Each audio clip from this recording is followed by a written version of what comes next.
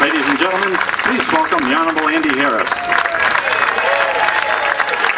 Thank you very much for being here this afternoon. This is so important. You know, there's a sign here in front of us says, "Now we must be loyal Americans." And loyal Americans doesn't mean that we do everything the government tells us. I'll tell you, my parents came from communist countries, my mother from the Ukraine. When she went back a few years ago, I said, "Hey, was the church where you grew up and it was still there?" She said, "Of course not. The government burned it down. They didn't agree with the religion, so they just burned down the church." Ladies and gentlemen, what we're fighting today is a government that's burning down a church, not with a torch, but with a pen.